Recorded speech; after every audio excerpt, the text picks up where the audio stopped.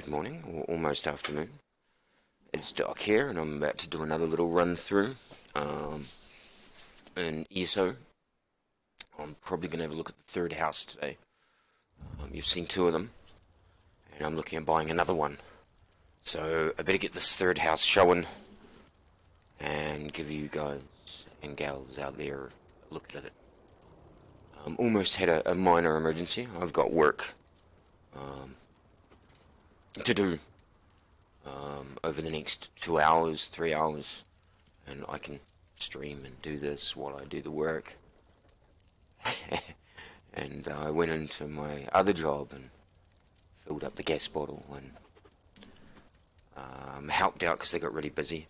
And then they turned around and said to me, "We're going to see you in anyway when you're at work." I'm like, "I'm not rostered on today." "Yeah, you are." "No, I'm not." And it seems the boss lady had made the change, but hadn't told me. So I said, "No, afraid not." I got paying work today. I'd rather earn $40 an hour. And zero warning. I have a boy to look after and a few other bits and pieces going down. And you to amuse by making myself look stupid.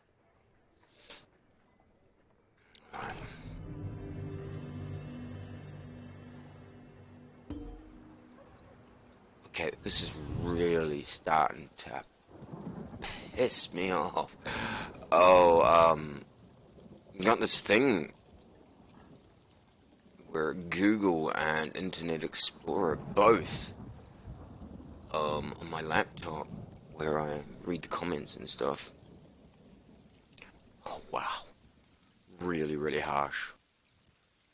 Like, somewhere in there's a program that keeps kicking them both up as I uninstall one, the other one comes.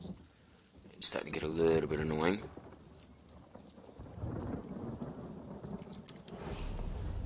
No, yeah, true that. Wrong keyboard. Rightio. So, like I said, I was thinking I might go visit house number 3. So we'll take away Shrine, not jump direct, and take a journey there.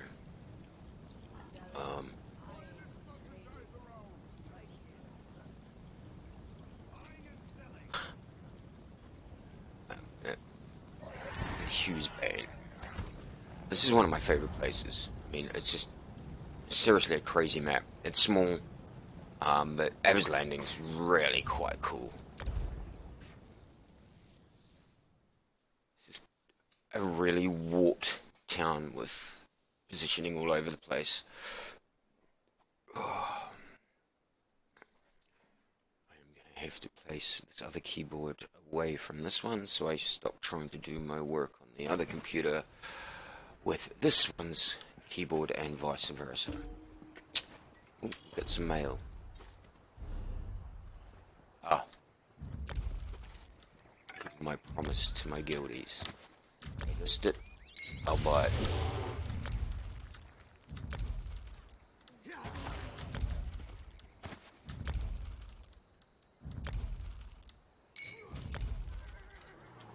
Right, so this is Gold Coast. Brisbane, I mean, not Gold Coast. And this is Abbott's Landing, the main city in there. Sounds like someone's pissed a guard off and is about to die. Yep, I would say that's death. Yeah, don't piss guards off. You can't kill them. You can pick their pockets, though. They usually have some pretty good goodies. But that's not why we're here. We're not on a thieving spree. We're coming to look at Abs. And then, wrong side of the fence. Just run along here. Give you a look from here. So as you can see, it's a bustling little port.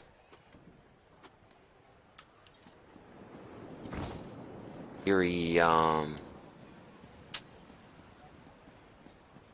Mediterranean sort of feel, I suppose you'd almost call it.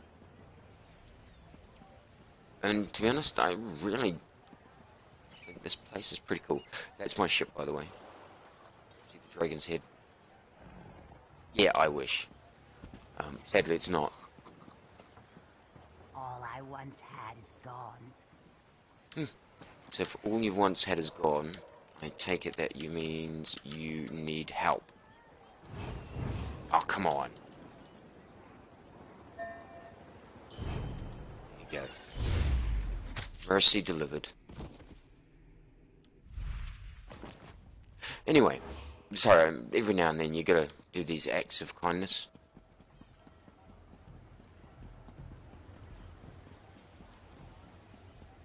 Huh. Stop and say hello. Another distraction. So, as you can see, it's kind of a cool wee place. It's a thief, don't worry about him. And it's got lots of little wee alleyways, and I find it really quite cool. But in this bustling little town, there is a house. And it was my favourite house for a while. And there is its walls.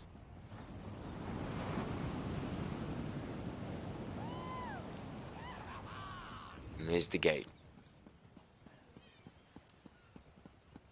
And thus, with the princely Dawnlight Palace, we enter my third and last home that I own at the moment.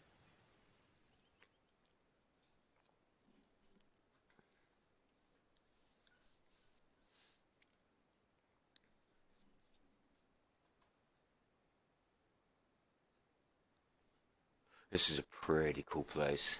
It's the sort of thing that I really get into. A lot of area, welcome, and a lot of individual items.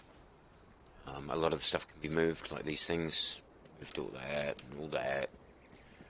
But I decided I'd make it into a guild hall sort of feel. Unfortunately, once again, this is a furnishing number issue. As you can see, it gets 700, not 600, but I am full up again. It does give you better collectible furnishings, so you can actually get all the busts and trophies out from your dungeoning. But otherwise, still too few. So I decided I'd put some cart garaging, and of course the horses. Can't forget the mounts. And as you can see, I've used the Eleanor fencing again. Had to make space. I had a really beautiful fence made there of stone that actually matched, but it took up 10 items. Whereas one of these, yeah, 1 to 10 ratio, you know it's going to be a winner. And then of course, some statues had to be done. And once again, the lighting is all the Daedric braziers because they do the best. They just light up so well. And then of course the pool area.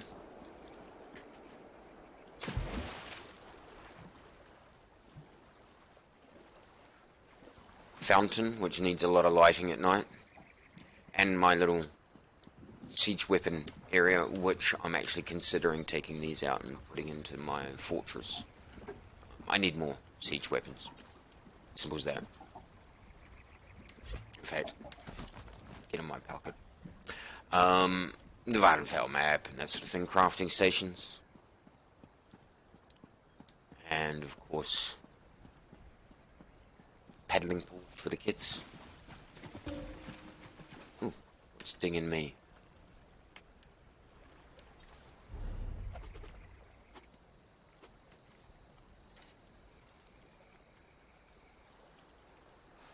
Okay, nothing much. And a bit of seating around, and then of course, my favourite area, which I'm actually going to approach it from another way. I want you to see it from a certain view. So I actually am going to do the inside from that angle. But at this stage, I just want to give you a good look around at what I've tried to do here. As you can see, a couple of sconces, and gone for the serpent and some gargoyles just to add a bit. As in all housing, I went scaffolding mad. Got to get to all places. These are my combat dummies. and then the main entrance, one of the main entrances. So pretty cool. Phone's going off. So yeah, pretty cool. New reward waiting to be claimed. Something really exciting. 250 Telvar. Yay. So let's go for a walk around the outside wall, and you'll see. Or should I go upstairs first? See, the thing about this house is there's so many things I want to show you. But I think we'll go upstairs first. So as you can see, I did scaffolding like crazy. It's my Molag Ball trophy. But this is what I love about this house, this view. You get the harbour, the ships, some awesome statues and buildings. You really do get a freaking amazing view. And there's the ruins over there. So I lit them all up really well with the Daedric sconces. 4 of them is all it takes. And they all look like lighthouses from far away. But these views are just astoundingly good. So I love it, you know. It's a really good house. And I don't want to give away too much of it by showing you all of it in one hit. These platforms are brilliant, by the way. Daedric platforms. And then you have a look. Some hell singing. So they're really cool one side and really cool the other. So then, oh, that's clever. Why don't I just fall off, eh? Let's try that again.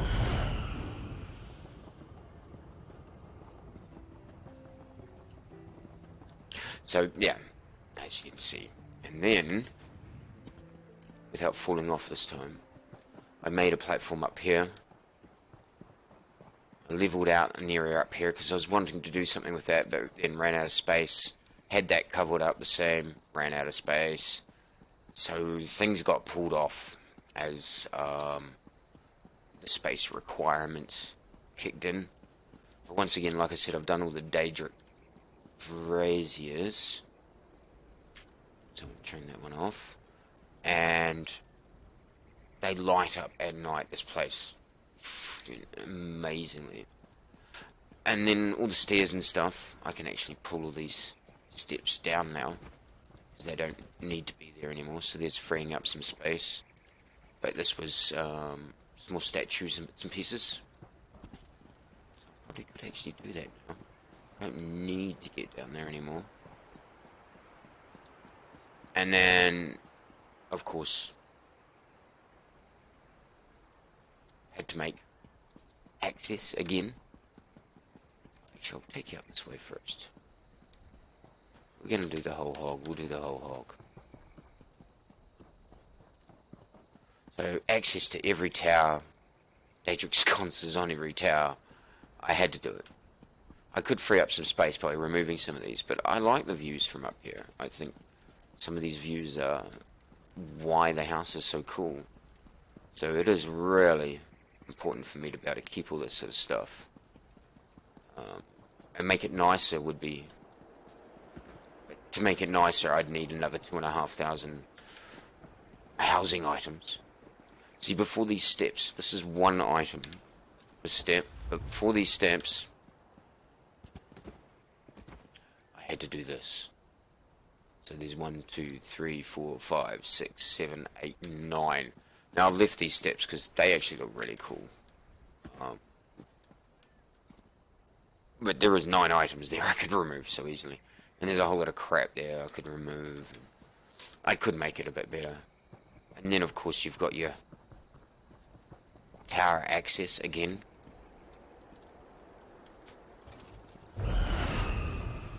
Trying not to show you too many things. I had to make one of these. This is what I wanted in every tower. And again, once...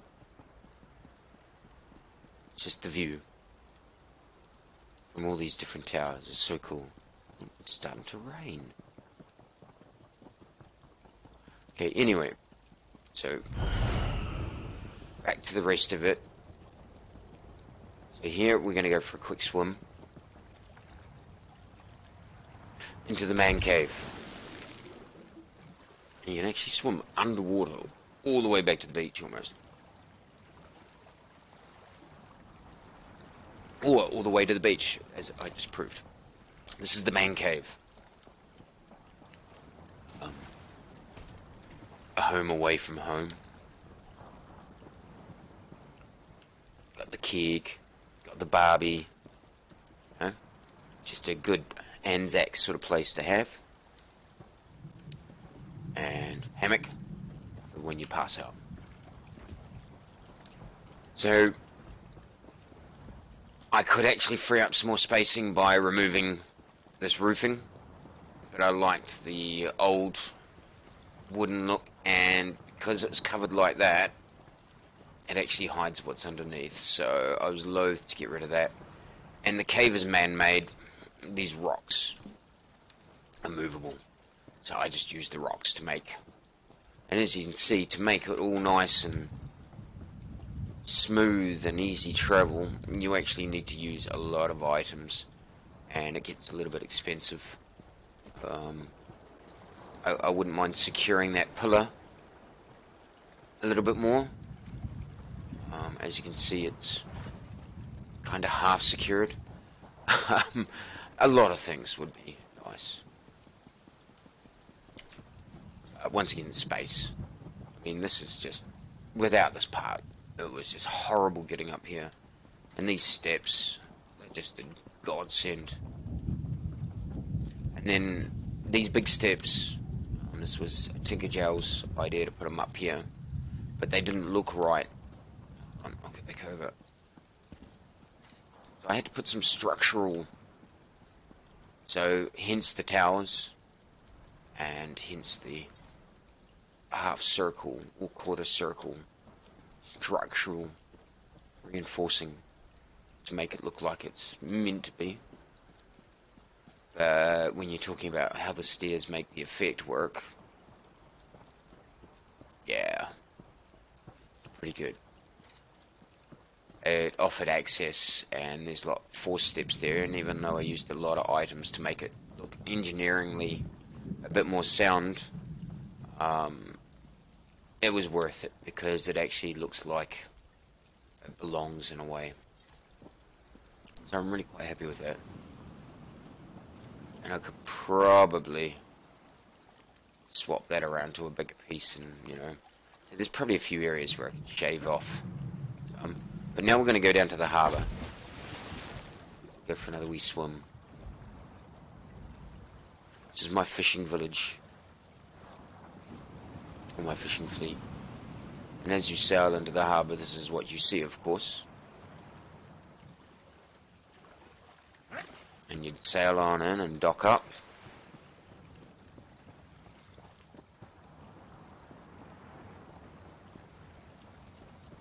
Got equipment for bigger moorings of ships.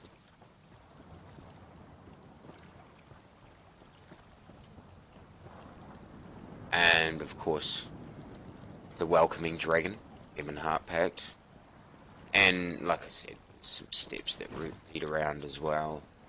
I could probably pull that out, to be perfectly honest. It's a bit of a giveaway that it's there now. I don't really need the path around, to be honest. But I'm leaving that there for now. I'm waiting to see what ESO does with housing numbers. Before I show you the main entryway, I'll just show you out.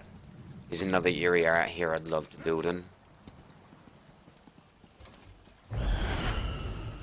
See, you've actually got another wee docky, porty sort of area down here. So I could even, you know, conceivably let steps walk up the side of the building up into there from here or something. So there's a lot of potential in this place that hasn't been even tapped. But maybe later. Maybe the devs will come to the party and add some more housing item slots. But this is the view that I'm really happiest with. You come into this house and you see it like that. And at night, This is just freaking awesome. So when night does fall, I will, like I said, do a quick walk around all my houses again. So people can see the night version. And of course this leads into the house. The great thing about these places is separate instancing, so you can stick through the walls and they don't show up outside. Now in here, as you can see, the foyer, but it leads into the grand hall.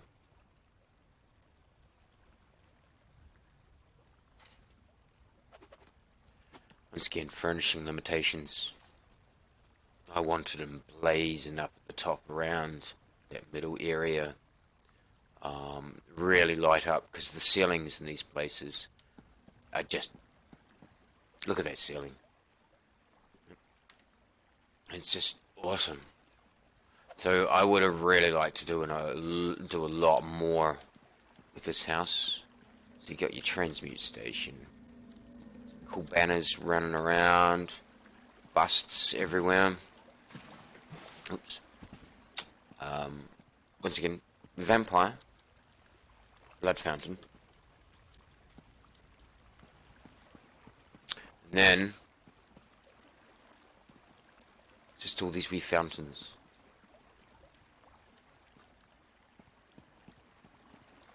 So it's just, to get the lighting right, it's just really hard. But I had to have lots of shadows and all the bits and pieces in there. The ramp up to the throne. The fact that when people come in, the idea is they don't see me, they see a white face. I wanted that, so I managed to get it. So, yeah. And it's all lit up to suit a vampire, so to speak. And then, of course, all the storage chests. I'm over here, contemplating stacking those. Not sure yet. Small bus, plenty of fire around all the water. Give it a whole lot of different lights. And then, of course, my chair, my desk, and more importantly, my auger. You know the worst thing about near omniscience? Every time somebody laughingly says, "Have you heard this one?" you have to say, "Yes," or in my case, you have to glow and scream until they run away. He's so cool. And then, of course, the monkey. Good thing about being a monkey in here is, it means the baths actually are baths. See? Shoulder deep. Anyway. Bad pun, I know. But yeah, so creating the different lighting for in here was really annoying. Especially with the limited number of lights that you can put in. And how much more you'd want to do. I mean, I had a lot of banners and stuff in here, and it looked fantastic. Just, unfortunately, can't always have that. So back into the foyer. On one side, the library. And I've removed some of this out. I've still got these ones in here for people to read. But I have moved some of this out to put into the my private house. So, there's the library. And then on the other side, whoops, other side. Off, we're on. The kitchen, which some really helpful person ran around and turned off all the lights in this house. Some people are just dicks. You get that. Ooh, this is cool. Hidey hole. So you get people like that, which is really, really annoying, because if you have a look, I can turn that one off and on, but I can't access the bottom one. So now, because of this really, really helpful person, and it's the thing that pisses us off the most, is people doing this sort of thing. So one of them is closer than the other, and now I have to pull it out like this, place it, I have to light it again. And now I have to put the damn thing back in and get it placed right. And, you know, you want people to be able to interact with your houses and stuff, but when they make your life hard, it's just, yeah, it's just annoying, and it's really, really childish. So I'm trying to put lights in so you don't have that anymore. So that one's actually good now, so no one about to turn it off. But in theory, that doesn't work because someone might be able to come along and access it where I can't. I may not be able to do it, but someone will be able to. Anyway, it's a real pain in the ass. So, we've got two main halls. This is the other entrance. So I've gone for the wheel vampire theme again, of course. Got some wall space that needs a lot of decoration, sadly. And then, of course, the dining room. Once again, the ceilings and the woodwork in these places are amazing. Look at all the detail, texturing, panel work, carving, everything. And then you come in and light it up. You know, it's just such an amazing house with lots of places for cool lighting. See, there was a lamp in that. Someone's moved that one. But the dining room, so to speak, with feature walls. But once again, it's just ran out of space. Which is really a pain in the ass. I could do so much more with these houses. Anyway, so we'll come in as if we come in from the other entrance. And then I'll show you upstairs. So this is one of the reasons I really like this place, is because there is an upstairs. And once again, the paneling, the woodwork, even looks like gold under certain light. So you put the right lights in. And then you've got all this viewing area from up here. Like I said, I would have loved to light all that up. But now they're just slight little smoking corners or drinking corners or corners. And then I'll show you out the other side before I show you the rooms. So yeah, once again, just a little sleeping area, excuse me. And then this is the entrance from the other one, up upstairs. Bedrooms, sparsely furnished, ran out of items. We'd love to do something in here, ran out of items. We'd love to do more in here, ran out of items. This is the thing, the devs bring new furnishings and cool new ideas and bits and pieces that you can make and put in. Like all this stuff I'd love to have in this house. But I got 18 spaces. And I want to save them for something that, you know, might really make or break the place. So it's just a little bit frustrating. So this is the Gould Hall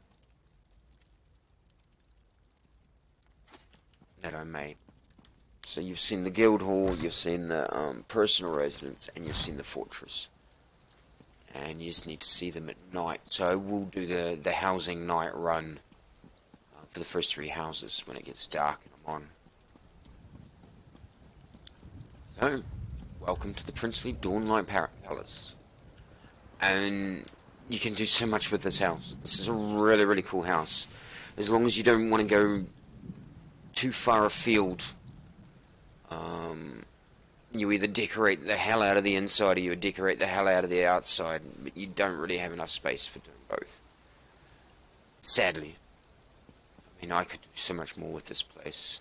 Statues on all the towers and, you know, weapons, and I could have so much fun. Anyway, I have to visit the fortress quickly, so I'm going to stop the stream and name this one. And then, I'll be back with something random to do. Ciao. See you soon.